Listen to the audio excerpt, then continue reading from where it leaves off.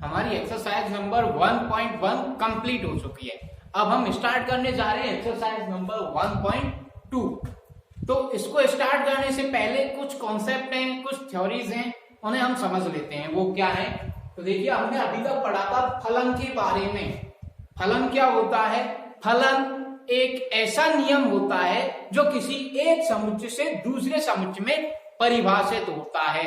यह हमने देखा था कि कोई फंक्शन f जब एक समुच्चय a से b में परिभाषित है, कोई फलन f समुच्चय a से समुच्चय b में परिभाषित है, तो हम क्या कहते थे कि इस फलन में समुच्चय a से एलिमेंट उठा के रखने हैं, आपको अवयव उठा के रखने हैं और उन्हें हल करना है, और जो हमारा रिजल्ट आएगा वो रिजल्ट निकल के आएगा किस समुच्चय से? समुच्चय b से। यह हमने फलन के बारे में देखा था। अब हम पढ़ेंगे फलनों के प्रकार। तो ये आपने 11th क्लास में भी पढ़े हैं। पहला होता है एकैकी फलन। ये क्या होता है? बहुत इजी है, नाम से ही पता चल रहा है। एक का एक के साथ संबंध एकैकी। तो एक का एक के साथ संबंध, इसका मतलब जब हम कोई फलन लें और ये a से b में परिभाषित हो, कोई फलन f लें, ये a से b में परिभाषित हो, तो a समुच्चय के अंदर 4 अवयव हैं a b c d, और समुच्चय b में 4 अवयव हैं x y z और एक w। ये 4 अवयव हैं। तो क्या होना चाहिए एकैकी के लिए कि केवल समुच्चय A के एक अवयव का संबंध समुच्चय B के केवल एक अवयव के साथ ही होना चाहिए। जैसे कि A का संबंध W के साथ है तो केवल W के साथ ही रहना चाहिए। ऐसा नहीं कि A का संबंध Y के साथ भी हो, ऐसे नहीं होना चाहिए। यदि हम बात करें B की, तो B का संबंध केवल Z के साथ है तो Z के साथ ही होना चाहिए। C का संबंध X के साथ है तो X के साथ ही रहना चाहिए। D Y से, D का प्रतिबिंब यदि Y बन रहा है तो यहाँ पे हम संबंध नहीं प्रतिबिंब की बात करते हैं। तो D का प्रतिबिंब यदि Y बन रहा है तो D का प्रतिबिंब हमेशा Y ही बनना चाहिए। ऐसा नहीं कि D का प्रतिबिंब Z भी बन जाए। ये होता है एकैकी फलन, जब समुच्चय A के एक अवयव का प्रतिबिंब समुच्चय B के केवल और केवल एक ही अवयव से हो, तो इसे कहते हैं हम एकैकी फलन। उम्मीद है आपको समझ में आ गया होगा, बहुत इजी है। अगला है हमारे पास में बहु एकी फलन। यह क्या होता है? बहुत ही इजी कॉन्सेप्ट है बहु एकी फलन। आप देखेंगे कि कोई फलन f है, वो a से यदि b में परिभाषित है और a के अंदर 4 अवयव हैं a b c d, और b के अंदर 4 अवयव हैं w x y और z, तो यहाँ पे क्या होना चाहिए? यहाँ पे ये होना चाहिए कि आपके a के किन्हीं 2 अवयवों का संबंध B के किसी एक अवयव के साथ हो सकता है। जैसे कि A का संबंध किसके साथ हो सकता है? W के साथ हो सकता है। B का संबंध भी किसके साथ हो सकता है? W के साथ हो सकता है। लेकिन ऐसा नहीं होना चाहिए कि A का संबंध W के साथ है तो A का संबंध X के साथ भी हो जाए, यह नहीं होना चाहिए। तो इसको कहते हैं हम बहु एकी फलन। बहुत ही इजी है। अब हम नेक्स्ट कॉन्सेप्ट की बात करते हैं। तो थर्ड देखते हैं हम आच्छादक फलन। क्या होता है आच्छादक फलन? बहुत ही इजी है, इसमें कुछ नहीं है आपके लिए कि ये एक फलन है f जो a से किसमें परिभाषित है? b में परिभाषित है, और a समुच्चय में अवयव है आपके small a, small b, small c, small d, और b समुच्चय में अवयव है आपके w x y और z। तो यहाँ पे क्या होना चाहिए? चलो 3 अवयव ले लेते हैं हम x y z। तो यहाँ क्या होना चाहिए कि जब हम b का कोई एलिमेंट देखें, जब हम b का कोई भी एलिमेंट लें तो उसका इसमें कोई ना कोई पूर्व प्रतिबिंब विद्यमान होना चाहिए। जैसे कि मैं यहाँ से ए का प्रतिबिंब बनाता हूं एक्स, बी का प्रतिबिंब भी है एक्स, सी का प्रतिबिंब वाई, डी का प्रतिबिंब है जेड, ऐसा है। तो हम देखेंगे कि वाई का पूर्व प्रतिबिंब क्या है, तो वाई का पूर्व प्रतिबिंब है सी। यदि यहाँ पे एक और अवयव होता डब्ल्यू और यह इनमें से किसी का भी प्रतिबिंब नहीं है, डब्ल्यू ए के किसी भी अवयव का प्रतिबिंब नहीं है, तो अब यह आच्छादक नहीं है। नाम से ही पता चल रहा है आच्छादक, जो पूरे पर आच्छादित हो जाए, फैल जाए, मतलब कि ए का प्रत्येक अवयव बी के हर एक अवयव को अपना प्रतिबिंब बना ले, तो हम कहेंगे कि यह फलन आच्छादक फलन है। यदि बी का कोई एक भी अवयव छूट जाता है तो यह फलन आच्छादक फलन नहीं होगा। नेक्स्ट होता है हमारे पास में अंतरक्षेपी फलन।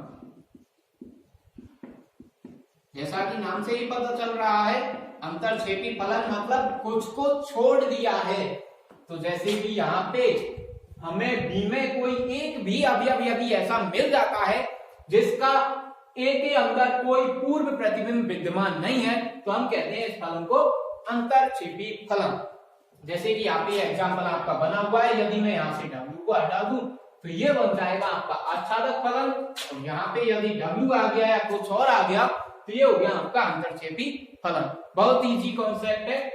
अब हम अपने अगले कॉन्सेप्ट पे पहुंचते हैं जो एक्सरसाइज 1.2 में हमारे काम में आने वाला है, और वो होता है प्रतिलोम फलन। तो देखिए स्टूडेंट, अब हम देखते हैं प्रतिलोम फलन इनवर्स फंक्शन। एकदम इजी है, ये टोटल एक्सरसाइज ही आपकी बहुत ही सीधी है। थोड़े से आपको अपने कॉन्सेप्ट को क्लियर रखना है, क्वेश्चन अपने आप होते हुए चले जाएंगे, बस आपको अपने कॉन्सेप्ट को पकड़ना है।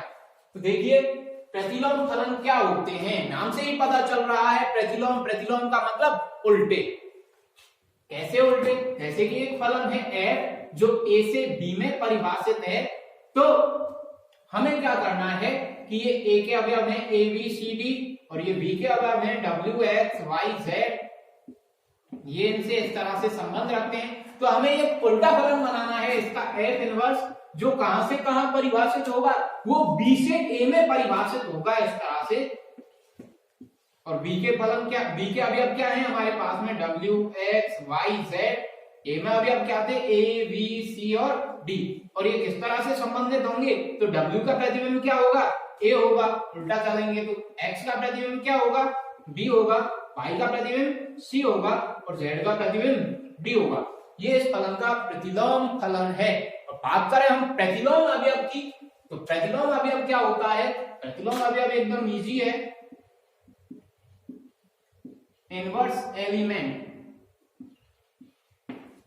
इनवर्स एलिमेंट क्या होता है, जैसे कि कोई फलन है f और इसके लिए यदि हम अवयव a का मान रखते हैं, यहाँ पे यह फलन, इसी फलन की बात कर रहे हैं हम, तो जब इस फलन f में हम सेट a से एक अवयव उठा के रखते हैं कोई, तो हमने उठा के रखा a, तो f ऑफ a का मान क्या आता है, f ऑफ a की वैल्यू आती है क्या, w। जब हम इसका प्रतिलोम अवयव देखते हैं कि w का प्रतिलोम अवयव कौन होगा, इसका उल्टा अवयव कौन होगा, तो w का प्रतिलोम, तो f इनवर्स w के लिए, तो f इनवर्स w के लिए प्रतिबिंब क्या बनेगा, a बनेगा। तो ये होता है प्रतिलोम अवयव। यह है हमारे पास में फर्स्ट क्वेश्चन एक्सरसाइज नंबर 1.2 का, कि एक सेट है a 1, 2, 3, 4 और दूसरा सेट है b a, b, c। तो हमें a से b में 4 एकैकी और आच्छादक फलन परिभाषित करने हैं और उनके प्रतिलोम भी हमें ज्ञात करने हैं। तो चलिए पहला फलन परिभाषित करते हैं हम।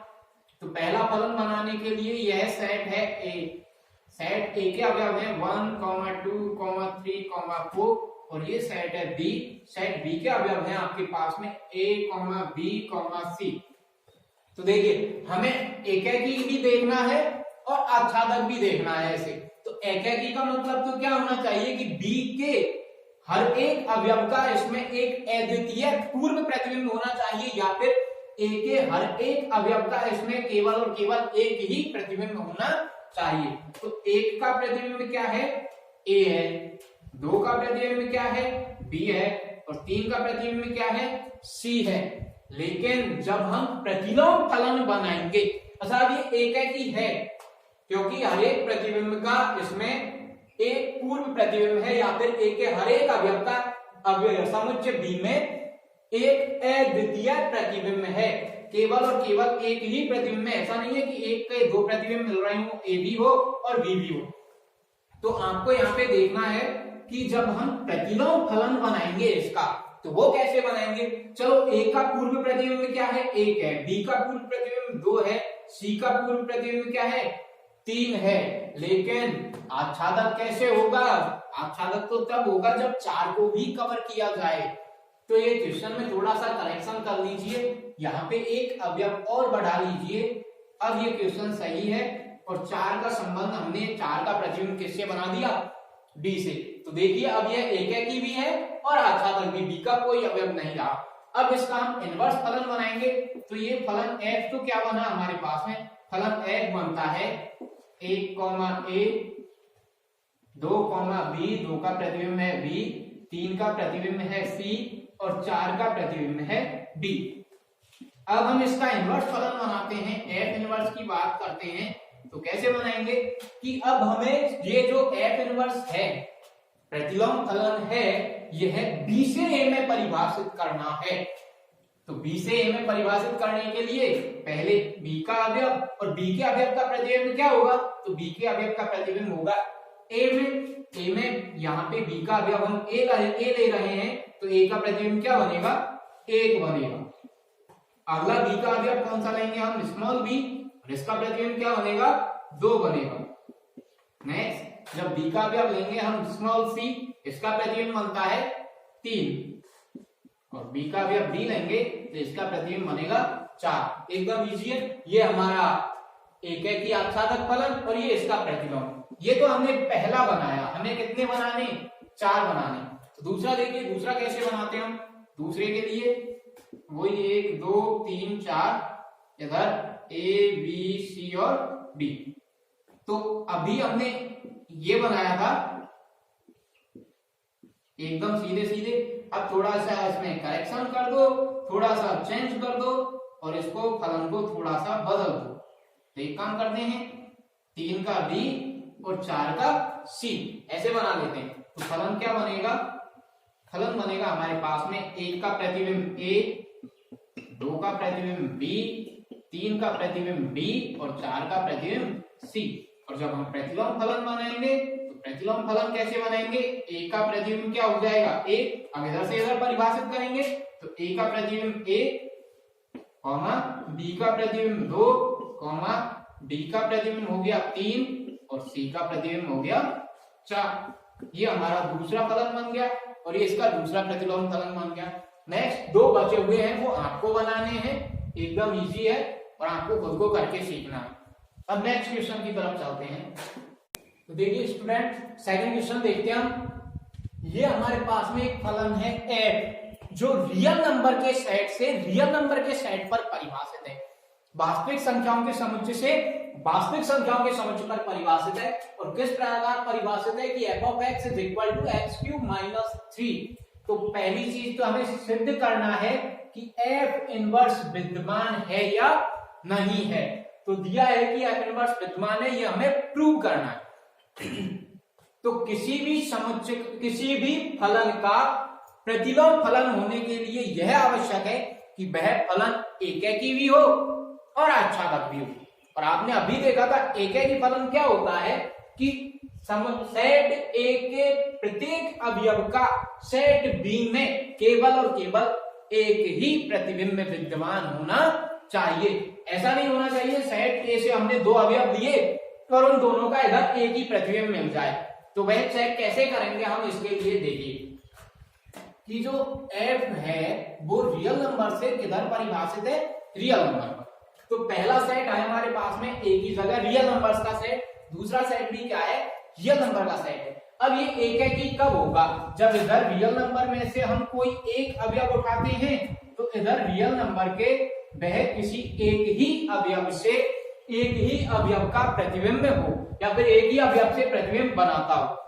यदि अब हमें करना क्या है इसे प्रूव करना है कि यह एक ही अवयव के साथ संबंधित है, तो एक काम कीजिए, इस सेट में से कोई दो अवयव अपनी मर्जी से उठाए। कितने अवयव? कोई दो अवयव हमने निकाले। पहला अवयव निकाला हमने x1 और दूसरा अवयव निकाला हमने x2, इसके अंदर से, r के अंदर से। और इन दोनों अवयवों के लिए हमें फलन में इनका मान रखना है, और जैसे ही हम इनके फलन में मान रखेंगे तो इनके प्रतिबिंब निकल करके आएंगे। माना x1 का प्रतिबिंब इधर से आता है कोई y1 और x2 का प्रतिबिंब आता है y2, ये दो प्रतिबिंब निकल के आए, और हमें ये चेक करना है क्या y1 और y2 बराबर तो नहीं है। यदि y1 और y2 दोनों बराबर हो गए, जैसे x1 रखने पर फलन का मान आया 3, x2 रखने पर भी फलन का मान आया 3, इसका मतलब इसके दो अवयव समुच्चय R के या फिर समुच्चय B के एक ही अवयव से संबंधित हैं, और हम कहेंगे कि यह एकेकी नहीं है। लेकिन x1 रखने पर आया 3 और x2 रखने पर आया 4, तो हम देखेंगे कि x1 और x2 दोनों अलग अलग अवयवों से संबंधित हैं, या फिर x1 का प्रतिबिंब और x2 का प्रतिबिंब, दोनों का प्रतिबिंब अलग अलग है, अद्वितीय है, तो हम कह देंगे कि यह फलन एकेकी है, अर्थात इसमें केवल एक का प्रतिबिंब केवल एक ही है। तो ऐसे ही हम यहाँ पे करते हैं, माना दो अवयव x1 तथा x2 हैं, जो किसमें बिलोंग करते हैं? इस रियल नंबर के सेट में बिलोंग करते हैं। और हमने ये भी माना कि x1 is not equal to x2, तो अब हमें यह चेक करना है कि क्या f ऑफ x1 और f ऑफ x2 दोनों बराबर तो नहीं है, यह चेक करना है। तो हम चेक करते हैं f ऑफ x1 और f ऑफ x2 के लिए। तो देखिए, पहले निकालते हैं हम f ऑफ x1 की value. f of x1 is equal to, x की जगह क्या रख देंगे हम? x1 whole power 3 minus 3 is equal to x1 का cube minus 3। f of x2 निकालते हैं। f of x2 is equal to, जहां x है उसकी जगह x2 रखते हैं, तो x2 की whole power 3 minus 3 is equal to x2 का क्यूब माइनस 3। चेक कीजिए क्या ये दोनों बराबर हैं, तो देखते हैं हम। x1 का cube minus 3 is equal to x2 का क्यूब माइनस 3, ये कैंसिल आउट हुए। x1 का cube is equal to x2 का क्यूब, घनमूल करते हैं तो क्या आएगा? x1 is equal to x2। क्या x1 x2 बराबर है? नहीं, इसका मतलब f of x1 is not equal to f of x2। तो जब हम x1 और x2 दोनों को बराबर नहीं ले रहे, ये दोनों अलग अलग हैं, तो इनके प्रतिबिंब भी अलग अलग मिल रहे हैं, अर्थात हम कहेंगे कि यह कैसा फलन है? यह एकेकी है, अतः f एकेकी है। अब हमें प्रूव करना है कि f आच्छादक भी है, तो ये कैसे प्रूव करते हैं? देखिए,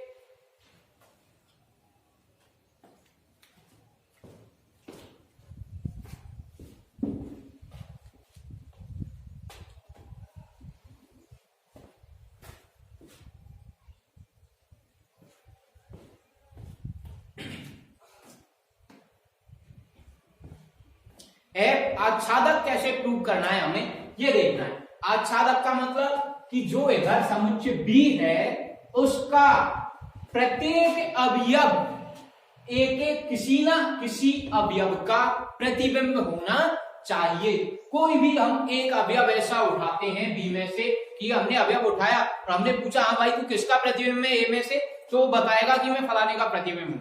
यदि वो नहीं बता पाता है कि मैं फलाने का प्रतिबिंब हूं या फला का प्रतिबिंब हूं, तो हम कह देंगे कि यह आच्छादक नहीं है। तो सीधी सी बात, हमें क्या करना है? B में से एक अवयव उठाना है। यहाँ पे B समुच्चय क्या है? वही रियल नंबर। तो इसमें से एक हम अवयव उठाते हैं y बिलोंग्स टू R। माना यह हमने एक अवयव उठाया और इससे पूछेंगे y तू किसका प्रतिबिंब है, तो ये कहता है मैं इसका प्रतिबिंब हूं x की पावर 3 माइनस 3 का। मतलब ये कहता है, इसको ऐसे समझ लीजिए आप कि यह किसी अवयव x1 का प्रतिबिंब है जो समुच्चय A में स्थित है। हमने क्या माना? माना y बिलोंग्स टू R और x1 बिलोंग्स टू आर। तो किस तरह से है ये y बिलोंग्स टू आर, कि y बिलोंग्स टू आर इस प्रकार विद्यमान है x1 बिलोंग्स टू आर के लिए कि f ऑफ x1 जब हम x1 को उठा करके फलन में रखते हैं यहां पर, तो इसका सॉल्यूशन क्या निकल के आता है, इसका सॉल्यूशन निकल के आता है y। नहीं आई बात समझ में? हम ये देख रहे हैं कि ये जो सेट है B, इसके अंदर एक अवयव है y और सेट A के अंदर एक अवयव है x1। तो हमने y को उठाया और इससे पूछा y को किसका प्रतिबिंब है, तो y कहता है मैं x1 का प्रतिबिंब हूं। तो x1 को जब हम इस फलन में रखेंगे तो इसकी वैल्यू क्या निकल के आनी चाहिए, y निकल के आनी चाहिए। तो हमें यही देखना है। तो अब देखते हैं, इधर रखिए मान x की पावर 3 और x की जगह यूज कर रहे हैं हम x1 का, -3 इज इक्वल टू y। तो हमें पता है कि y तो है, लेकिन y कह रहा है कि इसमें कोई अवयव x1 है जिसका मैं प्रतिबिंब हूं। तो हमने y को तो खुद लिया है, तो y का हमें पता है, ठीक है। हमें ये पता करना है कि x1 इसके अंदर है या नहीं है, तो वही चेक करने जाते हैं हम। तो देखिए x1 की power -3 is equal to y plus 3 और क्यूब रूट हटाएंगे, पावर 3 हटाएंगे तो क्यूब रूट लगाते हैं, घनमूल करते हैं, तो x1 is equal to y plus 3 की पावर 1/3। अब आप y का कोई भी मान रखिए रियल नंबर में, वास्तविक संख्याओं में माइनस अनंत से प्लस अनंत तक y का कोई भी मान रखिए, 1.5 रखिए, 1.3 रखिए, -1.2 रखिए, कुछ भी रखिए, तो क्या इसका कोई ना कोई रियल नंबर में उत्तर निकल के आएगा या नहीं आएगा? चलो मैं -1 रख के देखता हूं, -1 प्लस 3 पावर 1/3, तो क्या आएगा, ये आएगा +2 की पावर 1/3। तो क्या 2 का क्यूब रूट नहीं होगा? होगा बिल्कुल, कुछ ना कुछ तो 2 का घनमूल होगा, तो कुछ ना कुछ निकल के आएगा और वह भी एक रियल नंबर होगा, एक वास्तविक संख्या होगी। काल्पनिक संख्या या आयोटा वाली संख्या जिसे हम कहते हैं वो नहीं होगी। तो हम कह सकते हैं कि x1 कहीं ना कहीं विद्यमान है, कहां पर, रियल नंबर्स में बिलोंग करता है। अतः y बिलोंग्स टू r के लिए हमेशा x1 किसमें बिलोंग करेगा, r में बिलोंग करेगा। तो हम कह सकते हैं कि हाँ भाई y कह रहा था कि इसमें एक x1 है जिसका मैं प्रतिबिंब हूं, तो हम कहेंगे हाँ बिल्कुल समुच्चय A में एक अवयव है x1 जिसका ये प्रतिबिंब है। इसका मतलब यह कैसा हो गया, आच्छादक हो गया, इसके लिए ये कंडीशन भी अप्लाई हो गई। तो कोई भी फलन जब एकेकी और आच्छादक हो जाता है तो हम कह सकते हैं कि उसका प्रतिलोम फलन भी विद्यमान है। तो अतः एकेकी आच्छादक है, इसलिए इसका प्रतिलोम फलन भी विद्यमान होगा।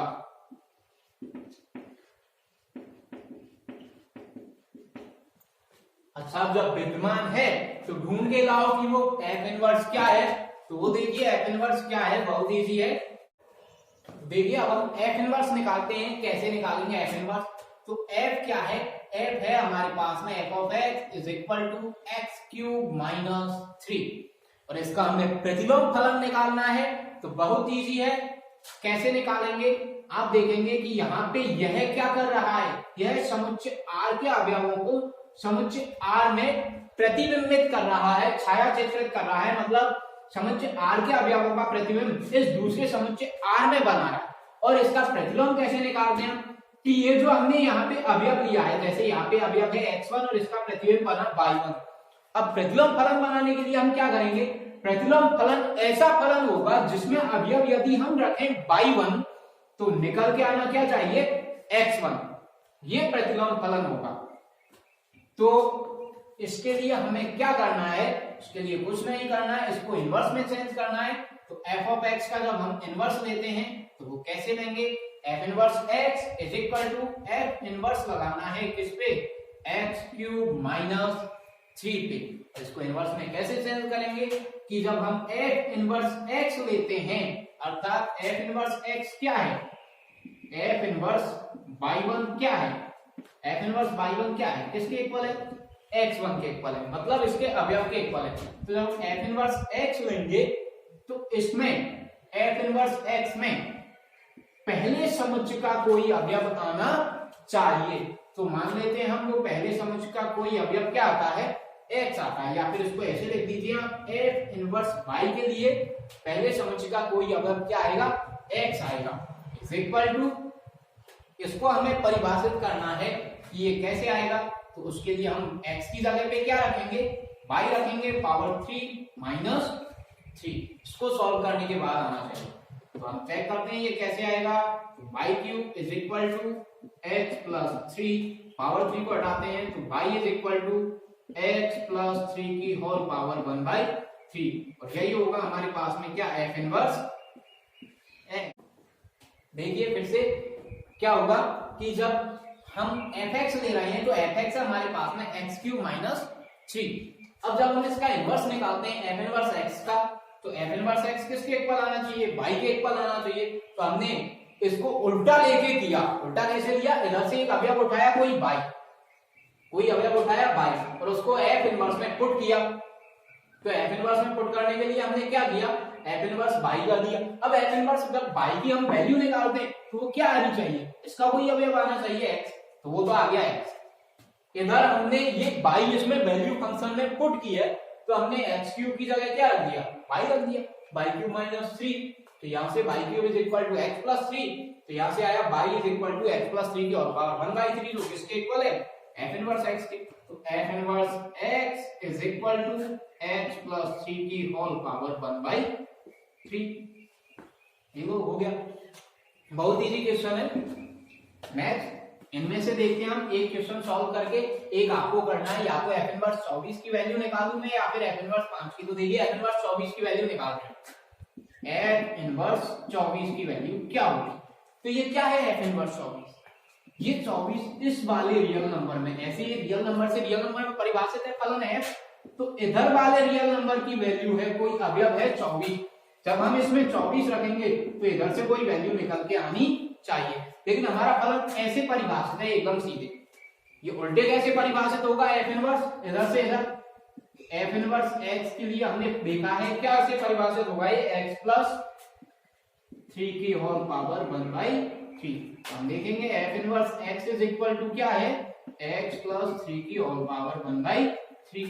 तो f इनवर्स 24 क्या होगा, x की जगह क्या रखना आपको, 24 प्लस 3 की होल पावर 1/3। कीजिए 27 का 1/3 क्यूब रूट करते हैं, घनमूल करते हैं 27 का, तो क्या आता है 3। तो ये आ गया f इनवर्स 24 का वैल्यू 3। दिस इज आंसर, बहुत इजी है। अब आपको करना है f इनवर्स 5 कैसे, वो आप देखेंगे, और उम्मीद है कि आपको ये समझ में आ गया होगा आपको कैसे सॉल्व करने हैं ये क्वेश्चन।